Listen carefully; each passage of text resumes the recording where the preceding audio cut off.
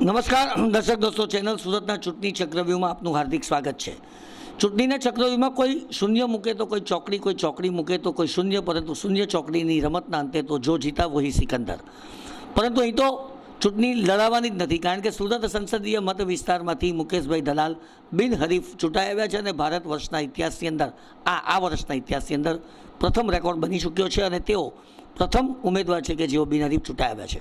મુકેશભાઈ, આપને ચેનલ સુરત પરિવાર તરફથી હાર્દિક અભિનંદન। ધન્યવાદ।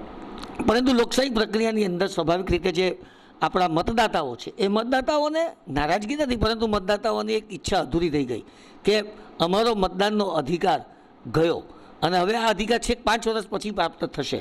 આ અસંતોષ અથવા તો આ જે એ લોકોની માનસિક વ્યથા છે, દ્વિધા છે, તેને આપ કેવી રીતે મૂલવો છો? સમગ્ર રાષ્ટ્રમાં જે પહેલું કમળ ખીલ્યું છે તે હું આદરણીય વડાપ્રધાન શ્રી નરેન્દ્રભાઈ મોદી સાહેબના ચરણ કર્મોમાં અર્પણ કરું છું। ભારતીય જનતા પાર્ટી સમગ્ર દેશમાં 400+ એનડીએના સીટના લક્ષ્યાંક સાથે આગળ વધી રહી છે। તે દિશામાં સુરત લોકસભાનું આ પહેલું નાનકડું પ્રદાન છે।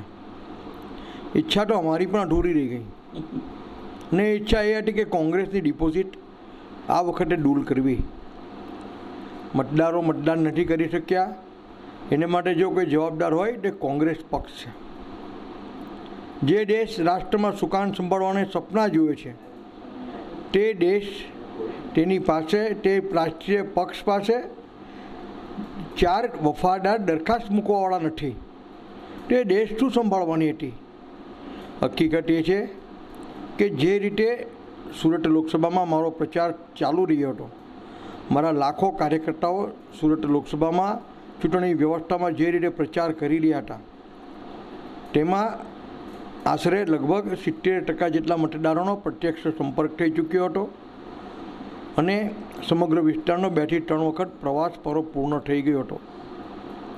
મતદારોમાં જે પ્રકારે ઉત્સાહ જોવા મળતો હતો, કાર્યકર્તાઓનો જે ઉત્સાહ જોવા મળતો હતો, તેમાં કોંગ્રેસની ડિપોઝિટ જાય તે વાત નિશ્ચિત દેખાતી હતી। તેને કારણે કોંગ્રેસે આ સલામત રીતે બેકડોર એક્ઝિટ છોડી કાઢ્યો છે।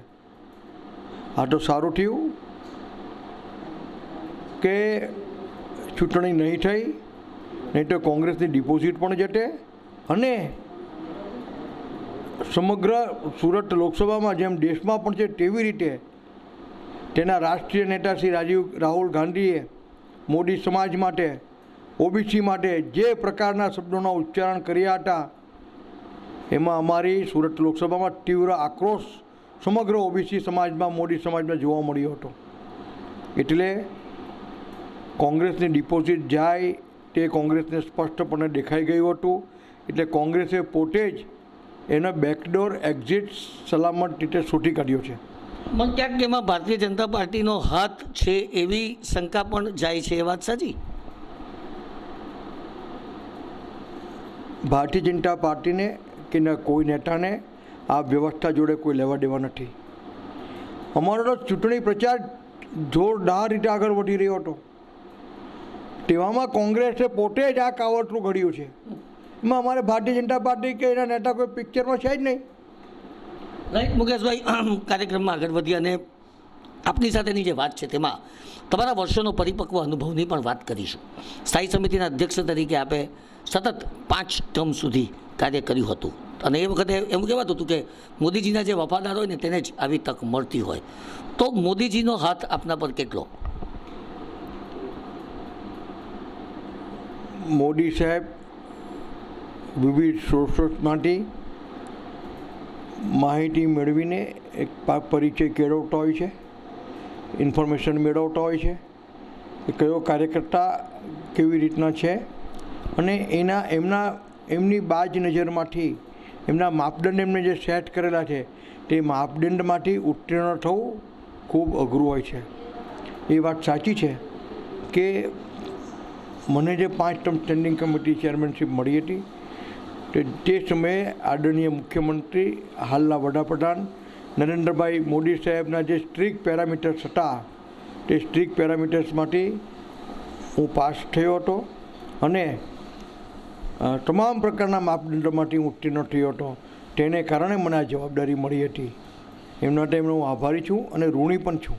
રાઈટ મુકેશભાઈ, આપણા પ્રાણ પ્રશ્નો કયા? કે સુરત સંસદીય મત વિસ્તાર ખૂબ મોટો મત વિસ્તાર છે, કોટ વિસ્તારના પ્રશ્નો તો હોય, પરંતુ જ્યારે દિલ્હી દરબારની અંદર તમારે અમારું પ્રતિનિધિત્વ કરવાનું છે, સુરતનું પ્રતિનિધિત્વ કરવાનું છે, ત્યારે તમે એના પાયાના પ્રશ્નોથી જાણકાર હશો જ.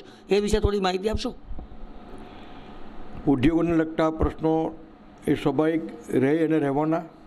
અને વિકાસ, હું વારંવાર સ્ટેન્ડિંગ ચેરમેનો ત્યારે પણ કહું છું કે વિકાસ હંમેશા એવો હોવો જોઈએ કે વિકાસમાં પ્રશ્નો રહે અને પ્રશ્નો સાથે પ્રશ્નોનો ઉકેલ આવે તો એ વિકાસ તીવ્ર બનતો હોય છે.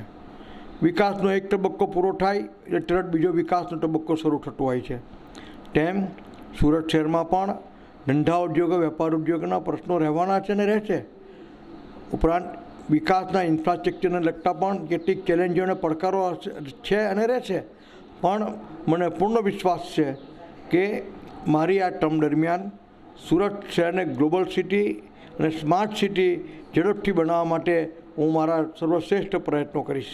રાઈટ મુકેશભાઈ, ઘણી વખત લોકોને અનુભવ થતો હોય છે કે સાંસદ તરીકે એકવાર ચૂંટાયા પછી સાંસદની અવેલેબિલિટી બહુ ઓછી થઈ જતી હોય છે, ફોન પણ ઉપાડતા હોતા નથી. આવો જનરલ એક્સપિરિયન્સ, હું કોઈ પર્ટિક્યુલર વ્યક્તિની કે વાત નથી કરતો, પણ ઓવરઓલ એક આવી છાપ ઊભી થતી હોય છે.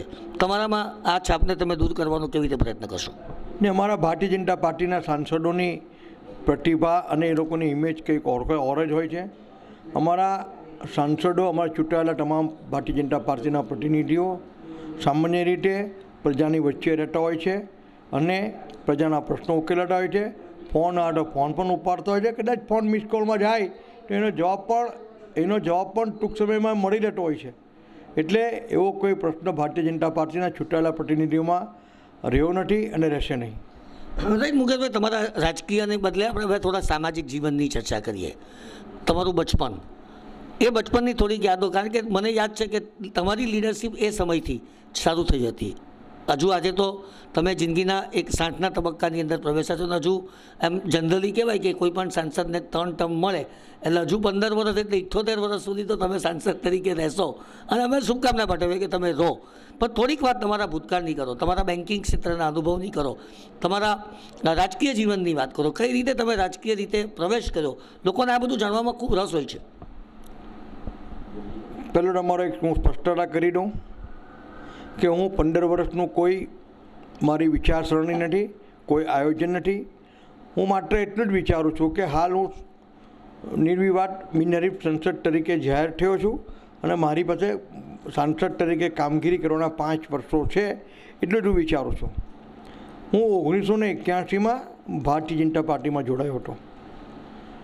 જે તે સમયે જે રીતે કોંગ્રેસ દેશમાં રાજ કરતી હતી, ગરીબોનું શોષણ કરતી હતી, જે રીતે દેશ આર્થિક રીતે, સામાજિક રીતે, રાજકીય રીતે પાછળ હતો, જે રીતે આસામ અને જમ્મુ કાશ્મીર અને પૂર્વના પ્રદેશોમાં જે રીતે હિંસા ચાલતી હતી અને જે રીતે ઇન્દિરા ગાંધીને એ લોકો જવાબ આપતા હતા, એનાથી મારું હૃદય ખૂબ દ્રવી ઉઠ્યું હતું કે તમે આજે જમ્મુ કાશ્મીરમાં બહેનો પર આટલી બધી અત્યાચાર થાય છે, બહેનોની લાજ નથી બચાવી શકતા, હિન્દુઓ ઘર છોડી રહ્યા છે.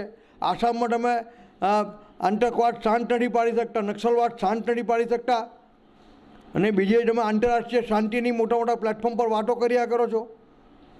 જ્યારે બીજી બાજુ એક નવી વિચારધારા, જ્યારે રાષ્ટ્રીય વિચારધારા જોડે એક પક્ષની સ્થાપના 1980માં થઈ હતી અને હું તો એના રાષ્ટ્રીય અધિવેશનમાં 6 એપ્રિલે જવા માંગતો હતો. જે તે સમયે હું SY BComમાં ભણતો હતો અને હું ગોલ્ડ મેડલનો એક કેન્ડિડેટ હતો ને મારી 16મી એપ્રિલે એક્ઝામ હતી. એટલે હું જે તે સમયે જઈ નહીં શક્યો હતો કારણ કે મારી વાર્ષિક એક્ઝામ હતી અને હું ફર્સ્ટ ક્લાસમાં ખૂબ સારા માર્ક્સથી ઉત્તીર્ણ પણ થયો હતો. એટલે અને તે પહેલાં પણ એક મોરબીમાં દુર્ઘટના બની હતી જેમાં RSS અને ભારતીય જનતા પાર્ટીના કાર્યકરોએ જનસંઘના કાર્યકરોએ તે વખતે ખૂબ સરસ કામગીરી કરી હતી. આનાથી હું ખૂબ પ્રભાવિત હતો. ઉપરાંત મારા એક કાકા પણ જનસંઘમાં જે તે સમયે હોદ્દેદાર હતા, જેઓએ કટોકટીની વિરુદ્ધમાં નિવેદન પણ કર્યું હતું. શું નામ હતું? નરેન્દ્રભાઈ દલાલ.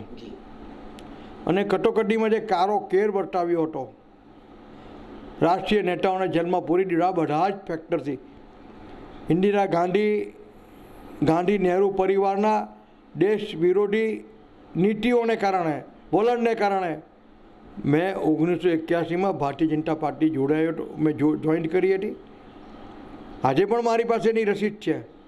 કોઈ જોવા માંગતો હોય પૂરા મારી પાસે આજે પણ છે.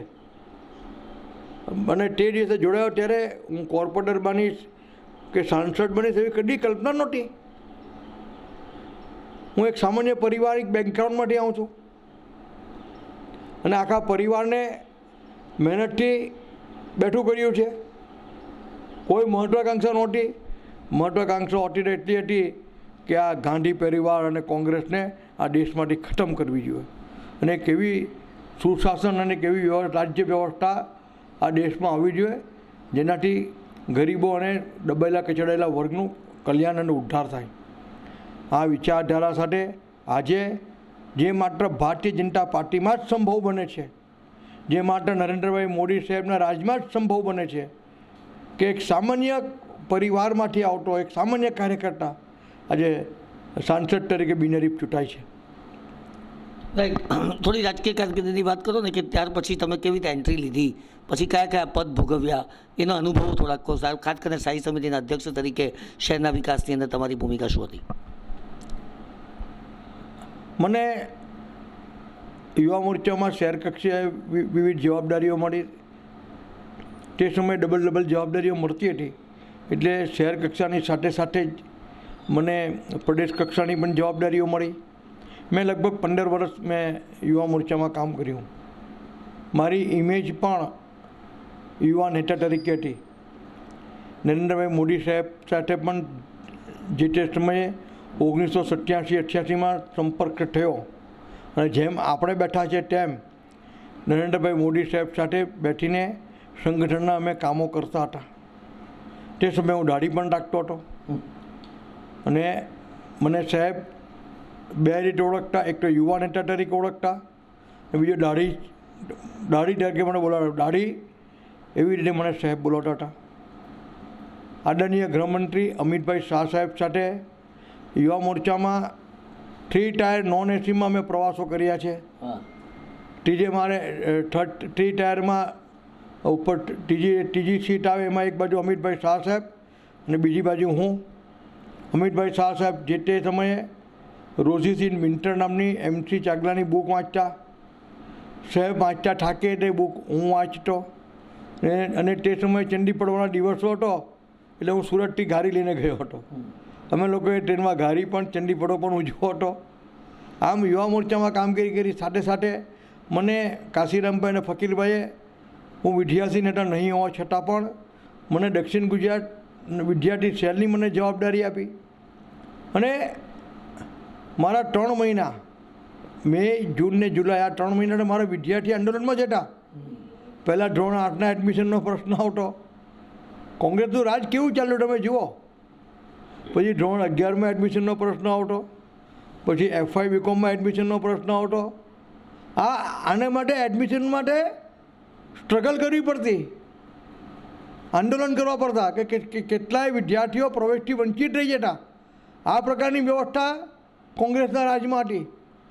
આજે પણ SPB ઇંગ્લિશ મીડિયમ કોલેજમાં જે 130 સીટ છે તે મેં જે તે સમયે આંદોલન કર્યા હતા. 90 સીટથી હતી. 90 સીટથી વધારતા દર વર્ષે સીટ વધતી ગઈ અને મેં 130 સીટ પર જે પણ છે તે મારું પ્રદાન હતું. ત્યારબાદ સંગઠનમાં મને વોર્ડમાં પણ જવાબદારી મળતી હતી. શહેર કારોબારીમાં પણ મને જવાબદારી મળી. 2005માં નરેન્દ્રભાઈ મોદી સાહેબ મુખ્યમંત્રી હતા અને અહીં લોકલ બોડીઝમાંથી સંકલન સમિતિમાંથી મારું નામ ઉપર જ્યારે ગયું, ટિકિટની મેં માંગણી કરી હતી. પ્રવીણભાઈ નાયક, અજયભાઈ ચોકસી, નીતિનભાઈ ભજીયાવાળા એ લોકોએ સંગઠનમાં હતા. તો ત્યારે તરત જ સાહેબ બેટા ઉપર કહ્યું કે કોણ પેલો યુવા નેતા? તો આ લોકોએ કહ્યું કે હા. તો કે આપો. એમ 3 ટર્મ સતત મને કોર્પોરેટર તરીકે મળી. એ 3 ટર્મ દરમિયાન હું સતત 5 ટર્મ, તે સમયે 1 વર્ષની ટર્મ હતી, મને સતત સ્ટેન્ડિંગ કમિટી ચેરમેનશીપ નહીં મળી અને સ્થાયી સમિતિમાં પણ હું 10 વર્ષ રહ્યો, 15 વર્ષમાંથી લગભગ. અને એ ચેરમેન બન્યા પહેલાં હું સ્થાયી સમિતિમાં એની પેટા સમિતિ ઓડિટ કમિટીનો કન્વીનર રહ્યો અને એમાં કુલ 35-37 જૂના પેન્ડિંગ પડતર વાંધાઓ હતા. એ વાંધાઓ હું 1000-2000ની નીચે લઈ આવ્યો હતો. બધા જ વાંધાઓનો 1966થી પડતર હતા, એનો નિવેદન આવ્યો હતો. ત્યારબાદ આદરણીય CR પાટીલ સાહેબ અમારા પ્રદેશ પ્રમુખ સાહેબ હતા, એમની આગળ મેં ઈચ્છા વ્યક્ત કરી કે સાહેબ મારી 3 ટર્મ પૂરી થઈ છે, મને સંતોષ છે, હવે મારે કોર્પોરેટરની ચૂંટણી લડવી નથી અને મારે સંગઠનમાં કામ કરવું છે. હું જગ્યા ખાલી કરું એટલે કોઈ નવા ભારતીય જનતા પાર્ટીના કાર્યકર્તાને તક મળે. જે કાર્યકર્તા 15-20 વર્ષથી ભારત માતા કી જય, વંદે માતરમ અને ભારતીય જનતા પાર્ટીનું કામ કરે છે એને તક મળે. મારે તો જે કામગીરી કરવાની છે 15 વર્ષમાં મેં કરી છે, એટલે હું આ વર્ષે કોર્પોરેશનની ચૂંટણી લડવાનો નથી. અને આમ મારી નિમણૂક આદરણીય CR પાટીલ સાહેબે શહેરના મહામંત્રી તરીકે કરી અને મહામંત્રી તરીકે કરતાં પહેલાં પણ ફરી મને પૂછ્યું કે મુકેશભાઈ તમે શ્યોર છો કે તમારે કોર્પોરેશનની ચૂંટણી નથી લડવી? મેં કહું હા સાહેબ હું શ્યોર છું, મને તમે સંગઠનની કોઈ પણ નાની મોટી જવાબદારી આપો, હું એ નિભાવીશ. એમ આદરણીય CR પાટીલ સાહેબે મારી નિમણૂક સુરત મહાનગરના મહામંત્રી તરીકે કરી અને હાલ મહામંત્રી તરીકે પણ હું કાર્યરત છું. અને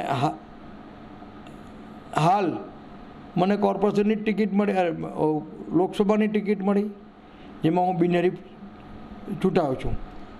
તો મિત્રો ખૂબ લાંબી રાજકીય કારકિર્દી, કદાચ આખું જીવન એમણે આપી દીધું એમ કહીએ તો ચાલે.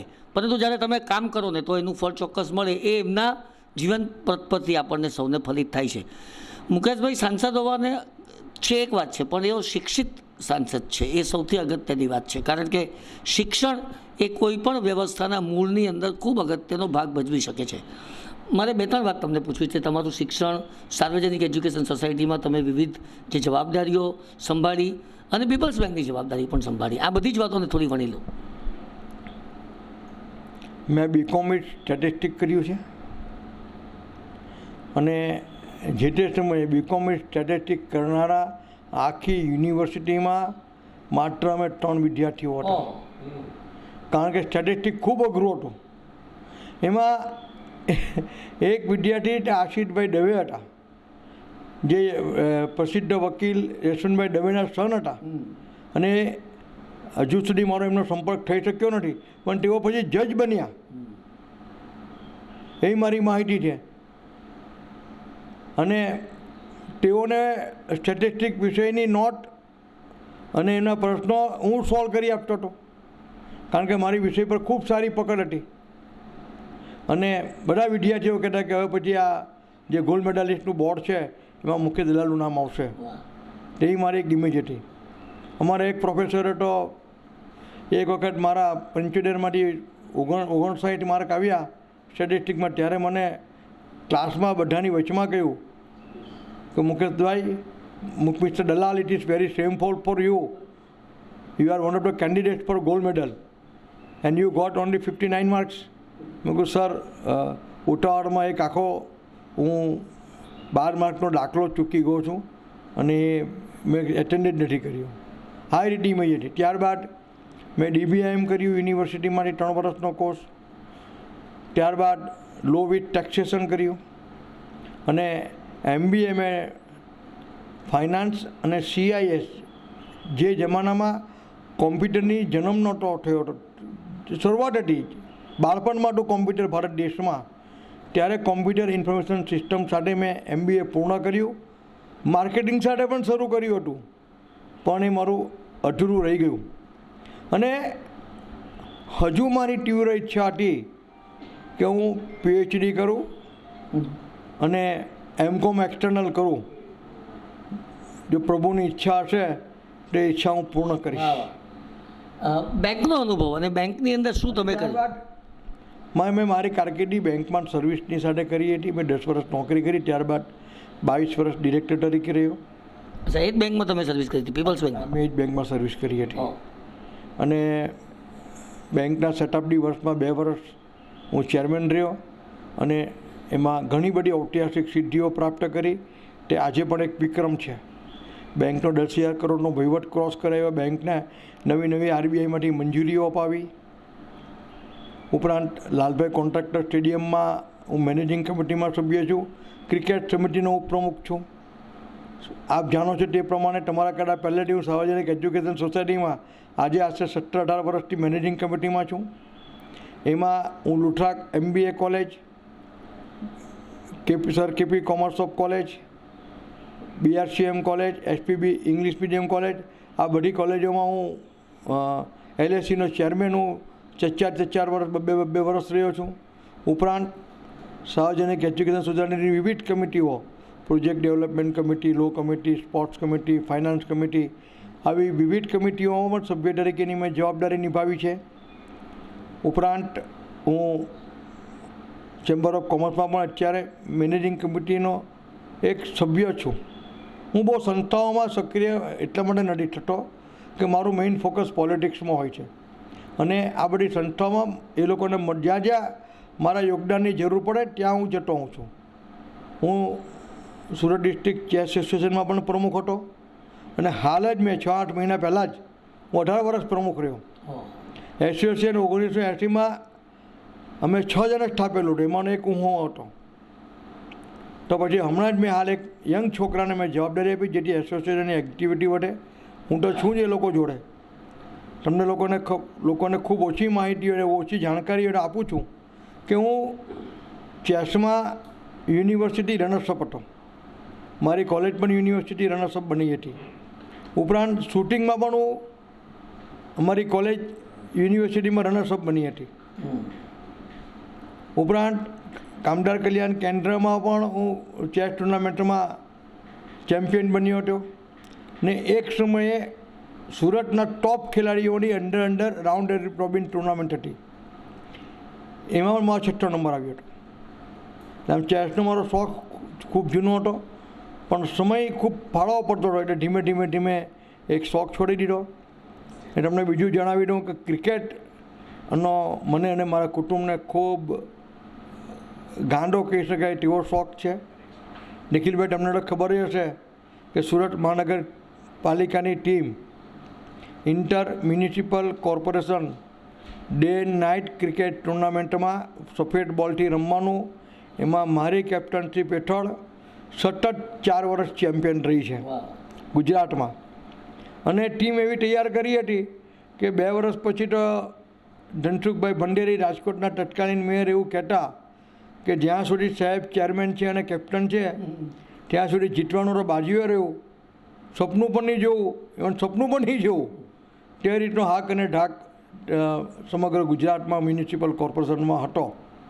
અને આજે પણ મારો એ ક્રિકેટનો શોખ છે. ઠીક છે, હવે આજે હું ક્રિકેટ જોઈને સંતોષ માનું છું, પણ ખૂબ ડિસિપ્લિનથી મેં ટીમ તૈયાર કરી હતી. લોકોના મારા ખેલાડીઓ 3-4 કિલો વજન હું ઘટાડી દેતો હતો, એવી પ્રેક્ટિસ કરાવતો હતો ગ્રાઉન્ડ પર. મુકેશભાઈ, છેલ્લા કેટલાક અંગત પ્રશ્નો પૂછીને વાતને અલ્પ વિરામ આપવાનું પસંદ કરીશું. આ રેપિડ ફાયર રાઉન્ડ છે, એમાં ફક્ત તમારે જવાબ એક શબ્દમાં કે એક વાક્યમાં જ આપવાનો છે. પણ એક વાતનો ઉલ્લેખ ચોક્કસ કરીશ કે આપ જે કોલેજોનો ઉલ્લેખ કરતા હતા તે SPB English medium commerce college, જેના આપ ચેરમેન હતા અને અત્યારે હું આ કોલેજનો ચેરમેન છું, એનો મને બહુ આનંદ છે. છેલ્લી વાત, તમને કયા શોખ ક્રિકેટ ઉપરાંત? ક્રિકેટને ચેસ, મને જૂના ગીતો સાંભળવાનો ખૂબ ગાંડો શોખ છે. મારો એક ડાયલોગ એ છે કે લોકો પેટ ભરીને ખાય છે, હું પેટ ભરીને ગાયનો સાંભળું છું. ને મારી ખૂબ જાણકારી છે. 1935થી KL સાયકલના સમયથી મારી પાસે ખૂબ મોટું સ્ટોરેજ છે. હું ગીતો ગૂગલ પરથી સર્ચ કરીને કે યુટ્યુબ પરથી સર્ચ કરીને નથી કરાવતો. હું જાતે ગીતો શોધીને, મારી પાસે છે એનો સંગ્રહાલય, 5 ગીતોનો મારી પાસે બુક છે, તેમાંથી શોધીને હું ગીતો જાતે રેકોર્ડ કરાવું છું. અને મારી પાસે ખૂબ મોટો કલેક્શન છે. 1935થી 45 વચ્ચેના, 50 સુધીના, પછી 51થી 60, 61થી 70, 71થી 80, 2019 સુધીના મોસ્ટ પોપ્યુલર સોંગ્સનો મારી પાસે ખૂબ મોટો કલેક્શન છે. અને હું જ્યારે સવારે જીમમાં જાઉં છું, મારો બીજો શોખ જીમનો હતો, ફિટનેસનો છે. તમને જણાવી દઉં સબને કે 2019માં કોરોના આવ્યું તે પહેલાં મારો રનિંગની ખૂબ મોટી હોબી હતી અને હું વોકર પર 12ની સ્પીડથી દોડવાનું સ્ટાર્ટ કરતો.